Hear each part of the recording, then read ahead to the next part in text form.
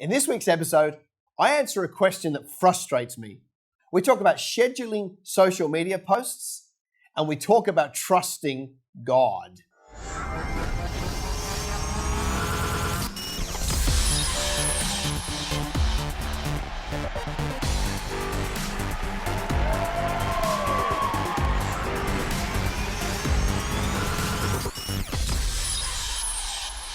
Hi, and welcome to episode 31 of Business Greenhouse TV.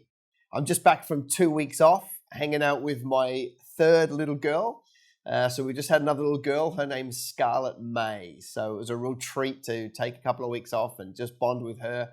And so that brings me up to 3 girls that I've been blessed with. So must work harder from here on in to prosper, to be able to pay for their weddings in a few years' time. So it was really good. Great to be back here in the saddle. Got some really good questions to cover. Got some real meat to get onto in the Bible, and so why don't we get straight into the show? Today we have Paul asking questions. So Paul, what's our first question today? We have a private question. How do you stay motivated all the time? I have been in business for 5 years now and find it hard to stay motivated when I experience challenges. Good question. So how do you stay motivated all the time? You've been going for 5 years, challenges come up. Okay, so I took this question because, I don't know, it kind of infuriates me a little bit. And also, I meet a lot of people that are in this position. That's why I wanted to make sure that we're addressing it. I want to make sure you guys get current stuff and stuff that matters. You know, if you've been in business 5 years, in my opinion, you're literally just coming out of your apprenticeship. You know, you do an apprenticeship to be an electrician or a lawyer, or, you go to uni and college, you do 4 years, and then you come out. Well, you come out as like the bottom feeder, in your 5th year, you earn the least, you're starting at the bottom of the ladder.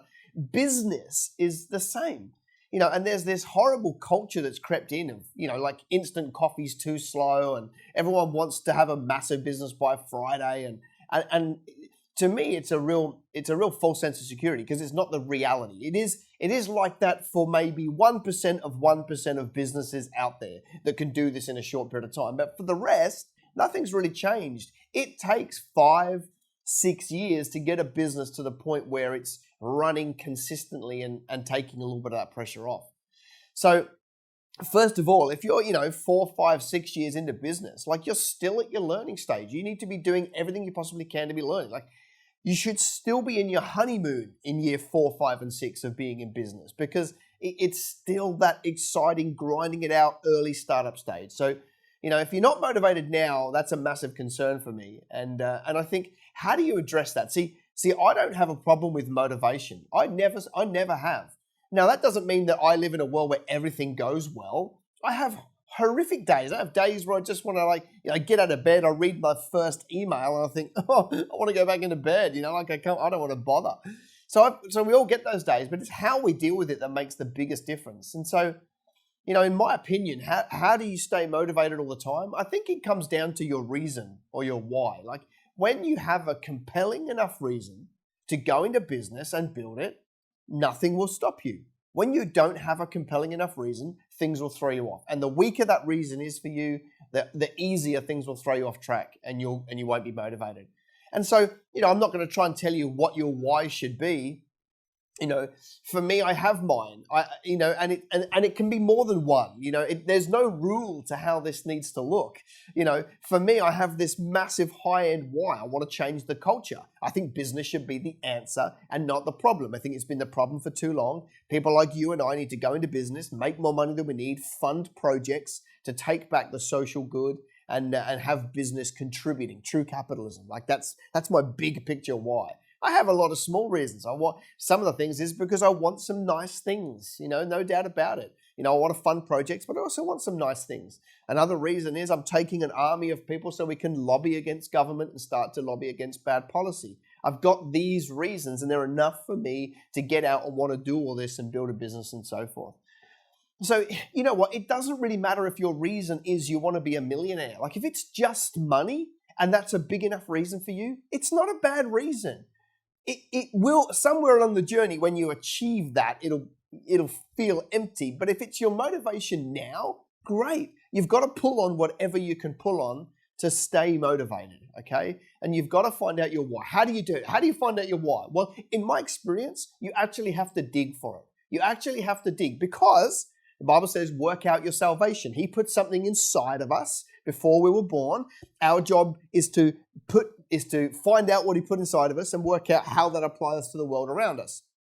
So how do you do it? Well, my favorite way to do it is literally take time out of your schedule. Go to an environment you wouldn't normally go to. Go to the beach, go to the bush, go to the outback, go to the mountains, whatever it is. Go somewhere you wouldn't normally go. Take yourself a pen and a journal and write down this question on an empty page. You just literally go, what is my why? And write whatever the answer is that you come up with. Don't overthink it. And why is that? Is the question. And why is that? Write the answer. And then, well, why is that? And write the answer. Well, why is that? And write the answer. And you just keep asking yourself, and why is that? And write an answer. And you don't overthink it. You just keep writing. Now, you may have to do that 150 times, going through pages and pages and pages before you actually start to get to the one that matters. All you're doing is digging deeper, and finding that real reason why you want to do what you're doing, okay? That's the process I've used for our clients and me for many, many years to find out what the real motivation is. But it takes time, okay? It's not going to happen in 5 minutes. You can't make yourself a cuppa and work out your why. You've got to dig deep. It might take a whole day. It might take a weekend. Would it be worth taking a week out of your life to work out exactly why you're doing it so that you can stay motivated all the time? Of course it would, okay? So go through the exercise and go and do it. But I want to finish by saying this. Like, entrepreneurship is hard. If it was really, really easy, everyone would be driving around in Bentleys and having jets and big businesses and Rolexes and all this rubbish, right? Everyone would have that if it was easy. It's not easy. It's, only 4% of businesses that ever start get to $1 million turnover, $1 million revenue. Only 4% of businesses that start get to $1 million. And that's not even a really big number. So it's a hard journey to get to. And I think that's what I like about it, because it throws off the people that are not committed.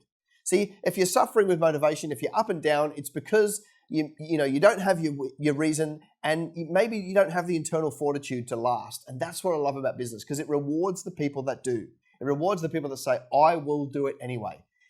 Entrepreneurship is meant to be tough because it throws off those people who won't play the game for long enough. And that's one of the things I like about it. So go do the exercise and work out your why.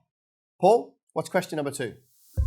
Kerry Sutherland Tyree asks, what does your schedule look like in terms of time allocated to marketing each day, week, and month?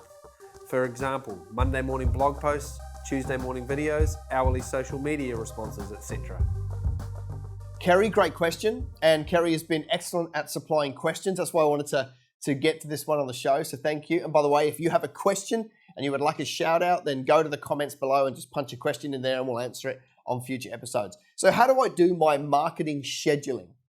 Well, for us, we teach that, marketing is as important as the distribution of the product and service. Okay, because most people are so focused on the product and service that they give marketing very little time, and then they wonder why business is up and down like a yo-yo. Well, it's because you're not giving enough attention to the marketing aspect. So we take marketing very, very seriously. Literally, when it comes to social media marketing, I mean, we do, we're across 10 strategies, 10 pillars, online, offline. Okay, that's what we teach to our clients. But if we're talking purely about digital, everything is done 1 week in advance. Okay, and it's all pre-planned. This is this post. This is the outcome we're going for. This is this post. This one's boosted. This one's an ad. This one is going to our own internal database before it goes out to everybody else. It's all scheduled. And on a Monday, very quick meeting to run through everything, read through the posts that are created for me, make some changes, and then they all go out. And then I'm monitoring those every single day. I look at my campaigns and my ads and look at their performance every single day. When you do it every single day, it doesn't take long. I probably look 5 minutes in the morning or 5 minutes in the afternoon, and that's it. And then look at my reports at the end of the week or at the end of that campaign. So I'm really across this. I spend a lot of time looking at what's going to go out on Monday, what's going to go out on Tuesday, what's going to go out on Wednesday, what's topical right now. And then I'm always looking at, is there some major news that pops up? If Apple go into a dispute with another company and I've got something scheduled for 4 days' time, I'll bring it forward to make it topical and relevant and so forth, okay? So So I spend a lot of time on this, okay? And we do a lot of content creation. We're 2 to 3 posts a day, every single day, going into different places. And all of that is designed to test and measure, see what's working, what isn't, what do people respond to, what are they engaging with, what are they not, and building a repertoire of strategies that do work, okay, so that we can deploy those whenever we need. So it takes a lot of time. If I can give you one little cheat on how to do this quickly in terms of content, you just basically come up with a content plan. Monday, Tuesday, Wednesday, Thursday, Friday, Saturday, Sunday. Don't shy away from putting content out on a weekend. Although it's not a business day, a lot of content is digested on a Saturday and Sunday because people have time, okay? So to get a calendar, if you're going to do 1 or 2 posts a day, just do 1 and 2. So Monday, Tuesday, Wednesday, Thursday, Friday, Saturday, Sunday, 1, 2. And just put themes for each day. Monday could be a Monday meme. Tuesday could be, case study Tuesday. Wednesday could be wisdom Wednesday. Thursday could be whatever. Friday could be Friday funny. So every single day has a theme. Therefore, it's much easier to come up with content. Friday funny. Okay, just got to find some things to put in there. Whatever. So you come up with, Saturday could be long copy because people have more time on Saturday to read a long form post. So you can just decide, but have a theme for every single day of the week. And then when it comes to creating content, you just got to fit the theme instead of thinking, man, I've got like 14 posts to create this week. Okay. So you just have a theme to do it and put those out. That's content. Ads is very, very different. I'm always running ads, always running campaigns, always trying to drive traffic to something. And we're testing and measuring and seeing what works. But I take it very seriously. I do it all up front. It's all 1 week in advance. It's all tested and measured every single day to see what's working and see what isn't and spend more time doing the stuff that is. And that, by the way, is how you become a marketing genius. You don't need to do an MBA. I'll save you 4 years of your life and $50,000 and let you know this. Do marketing and test and measure. Keep the stuff that works and get rid of the stuff that doesn't. Just that alone saves you $50,000 and 4 years of your life on an MBA. Kerry, great question. Let's go to Word of the Week.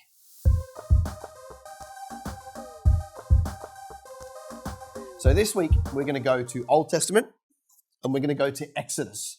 Most of you probably know the story. God wants his people out of Egypt, and so the Israelites go on a little bit of a journey.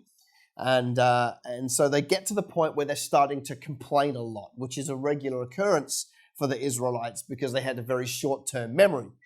They forget just how bad it was, and then every time it becomes a little bit hard, they want to go back to the intense persecution of the Egyptians, which is interesting. Certainly meet a lot of those people in business who hated their job, so they started a business, and the minute it gets hard, they want to go back and get their job, forgetting just how bad it was to have that job. But so Exodus 16, the title is Manna and Quail. So let's just talk about it. The whole Israelite community set out from Elim and came to the desert of Sin, which is between Elim and Sinai, on the 15th day of the second month after they had come out of Egypt. In the desert, the whole community grumbled against Moses and Aaron, okay, which became a pretty regular thing. The Israelites said to them, "If only we'd died by the Lord's hand in Egypt. There we sat around pots of meat and ate all the food we wanted. But you have brought us into the desert to starve the entire assembly." You can imagine Moses, who's like risked his entire life and the future generations of his genealogy to go and, listen to God's word and go and get the Israelites out of Egypt and go through all that. And now, he's taken them out of this place and they're saying, if we hadn't listened to you, we would have been out, eating pots of meat and so forth. Now, the next bit here just shows how beautiful God is, because these people are whinging to Moses and Aaron. And God says, then the Lord said to Moses, "I will rain down bread from heaven for you. The people are to go out each day and gather enough for the day." Okay? And this is the bit I want to catch. "In this way, I will test them and see whether they will follow my instructions. On the 6th day, they are to prepare what they bring in, and that is to be twice as much so that they can eat on the 7th day, okay, because they weren't allowed to collect any on the 7th day. So they've got to gather enough for that day. So they weren't allowed to gather more. They weren't allowed to gather any for tomorrow. Like God was watching. They couldn't open a satchel and take some for today and then scoop some more in for tomorrow. They had to only operate on a daily basis looking at what was available to them today. They couldn't forward plan. In other words, what God was asking them, he says, I wanted to test them. He wanted to know, would they walk by faith? Would they walk by faith, trusting that God provides for them every single day? Would they walk by faith? Okay. What he's saying is, I'll provide everything you need and everything's going to be okay. But you need to trust my journey and my process that I have the best thing in store for you. Okay. That would have been an interesting journey. Let's take that to today. I think every entrepreneur has to go through that period in their life. They have to go through that period, probably more at the start of their journey, and then it would repeat. If you're in business a long time, you'd have to go back to this in some form. There are people that are just getting by right now. They haven't hit the big time. They haven't hit their straps. Business hasn't quite taken off to where they are. And if that's you, this is what I want to talk into.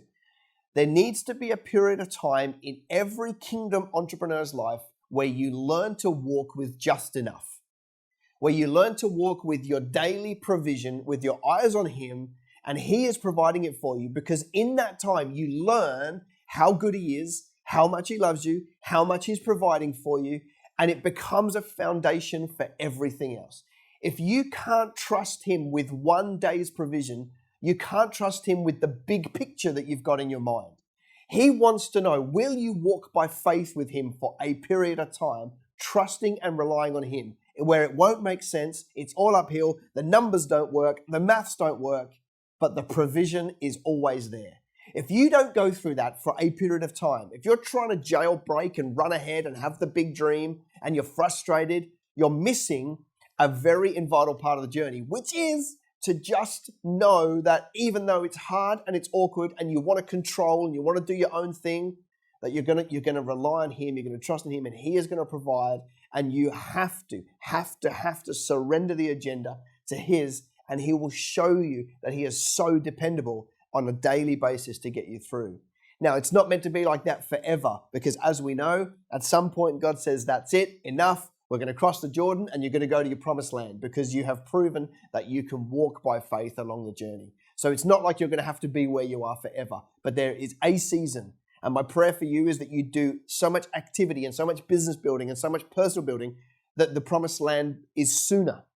You don't want to be in the wilderness through laziness. You want to make sure that you're in the wilderness because you're going through that period where you have to rely on Him. So make sure you're busy. Make sure you're doing your marketing. Make sure you're out there doing everything you can do. You need to be 100% action orientated during this time. And then once this period of time finishes and He says enough's enough, we're going to the promised land, then you'll start to hit the big time. But I guess really what I wanted to get out of this was, if that's you right now, if you feel like you're spinning your wheels or you feel like you're working really hard but you're not getting anywhere, let me tell you that it's a part of everybody's journey. And we all have to go through this. And you need to be able to learn to trust.